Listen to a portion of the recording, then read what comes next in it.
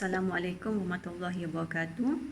Saya Siti Fatimah Adni binti Zamani daripada Politeknik Muazzam Shah akan membentangkan tajuk adaptasi pengajaran dan pembelajaran dalam talian khusus seni dalam Islam semasa pandemik COVID-19.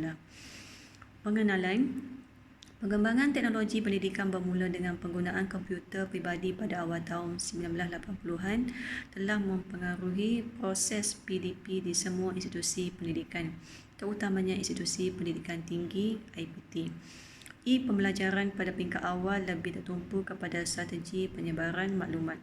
Learning Management System LMS digunakan IPT sebagai platform utama untuk menyampaikan bahan pembelajaran atas talian. Kebanyakan bahan pembelajaran dalam bentuk teks atau persembahan yang lebih bersifat informasi dan individualistik. Walaupun strategi berbesarkan pelajar, kolaborasi aktif antara pelajar dengan pelajar lain masih di tahap minimum. Kemunculan aplikasi web luar seperti blog, podcast, wiki, Facebook dan YouTube telah membawa perubahan terhadap konsep dan kriteria pembelajaran web 1. Pembelajaran 2 menumpukan kepada aspek renungan dan komunikasi serta kolaborasi antara pelajar melalui penggunaan teknologi komunikasi. Pembelajaran 2 juga menekankan kepada aspek konstruksi dan perkongsian pengetahuan melalui kolaborasi antara pelajar di dalam suasana terbuka, tidak bersekutu dan bersifat sosial. Penyataan masalah. Lantaran sebaik kerajaan Malaysia mengisytiharkan Perintah Kawalan Pergerakan PKP bermula 18 Mac, Kementerian Pengajian Tinggi KPT telah mengaktifkan mod PDP atas talian kepada seluruh IPT di negara ini, termasuklah universiti, politeknik, kolej komuniti, institusi kemahiran dan pusat latihan teknikal yang terjejas akibat wabak ini. Dengan penularan pandemik COVID-19, pergerakan manusia menjadi terhad, tidak boleh bersentuhan dan berdekatan kerana boleh menyebabkan jangkitan. Jika sebelum ini pembelajaran dalam talian hanyalah satu pilihan, tetapi dengan penguatkuasaan PKP ia menjadi suatu keperluan. Krisis COVID-19 sebenarnya telah memaksa kita untuk mempercepatkan kewujudan persekitaran pendidikan yang berinovasi dan berteknologi tinggi. Buat pertama kalinya, masyarakat perlu memanfaatkan teknologi maklumat dan belajar dalam talian secara besar-besaran.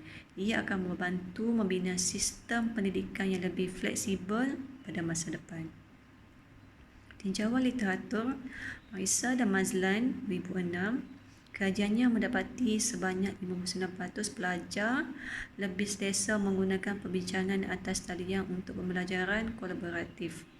Pada 2005, pembelajaran atas talian dilihat satu pendekatan yang inovatif untuk menyampaikan perkara menarik, berpusatkan pelajar dan suasana kemudahan kepada sesiapa sahaja di mana-mana dan pada bila-bila masa, serta sumber kepada pelbagai teknologi digital kepada bahan pembelajaran yang sesuai untuk keterbukaan, fleksibel dan kesertaan suasana pembelajaran.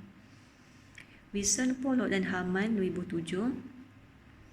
Pembelajaran atas talian boleh merangsang pembelajaran aktif melalui pembelajaran kolaboratif yang mana ia mempunyai kesan positif kepada pencapaian minat dan motivasi pelajar.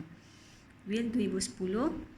Kaedah PDP atas talian akan menjadikan seseorang pelajar itu bersikap lebih positif dan berupaya mempelajari kemahiran literasi maklumat menggunakan internet. Manakala Arthur dan Buffy 2013, kaedah PDP menggunakan internet dapat meningkatkan motivasi dan kefahaman pelajar. Sepatutnya tidak wujud masalah besar kepada pelajar dari segi kemahiran menggunakan platform internet. Objektif kajian terbahagi kepada dua. Objektif pertama, menilai tahap keupayaan pensyarah mengadaptasi PDPT bagi memastikan silibus pengajaran disampaikan dengan baik dan berkesan. Objektif dua, menilai tahap keberkesanan kaedah PDPT seiring dengan norma baru dalam menghadapi krisis pandemik COVID-19. Metodologi kajian.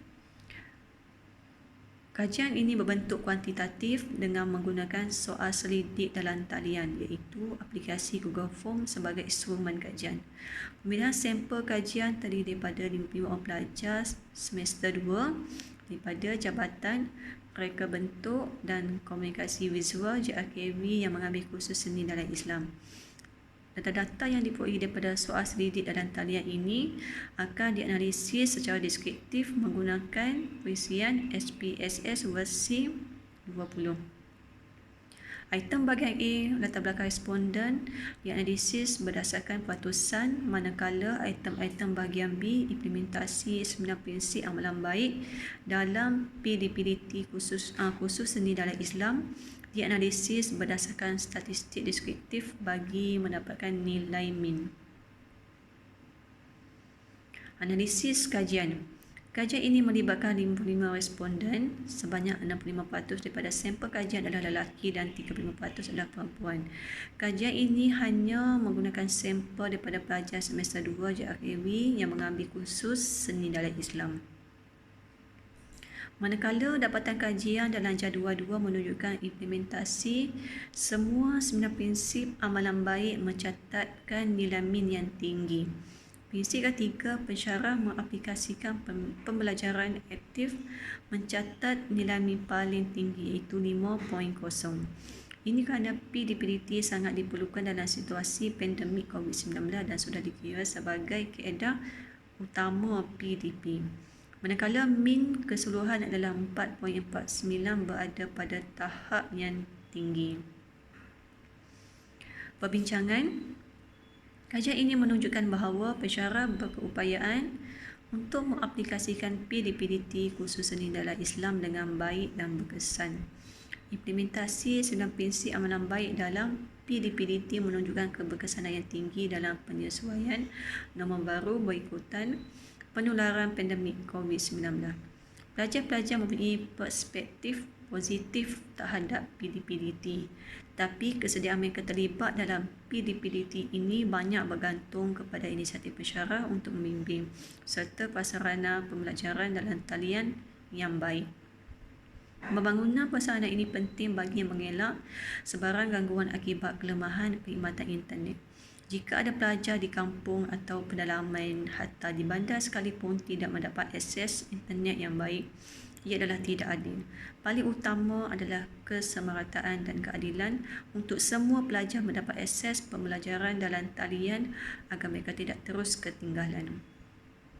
Kesimpulannya, lazimnya sebagai langkah awal untuk mengadaptasi sepenuhnya PDPDT dalam sistem pendidikan akan terdapat pelbagai masalah yang perlu ditempuhi sebelum ianya benar-benar berkesan. Pandemik COVID-19 telah membuka mata dan memaksa semua pihak untuk lebih responsif kepada keperluan PDPDT. Yang pastinya krisis COVID-19 ini menjadi pewangi utama anjakan paradigma dalam sektor pendidikan dalam mengadaptasi PDPDT norma baru yang banyak bergantung kepada teknologi. Ia menjadi ujian keberkesanan teori konektivisme, keupayaan pensyarah dan pelajar dalam pelaksanaan PDP melalui amalan cybergogi. Pensyarah diuji dengan keupayaan melaksanakan kaedah terbaik dalam PDPDT, menukar ilmu dan belajar kemahiran baru serta kreatif dan inovatif dalam mengendalikan platform PDPDT agar dapat menarik minat pelajar dan menjadikan mereka terus bermotivasi untuk belajar. Pelajar pula diuji keupayaan memanfaatkan sifat pelajar abad ke-21 yang perlu menguasai kemahiran teknologi. Sekian, terima kasih.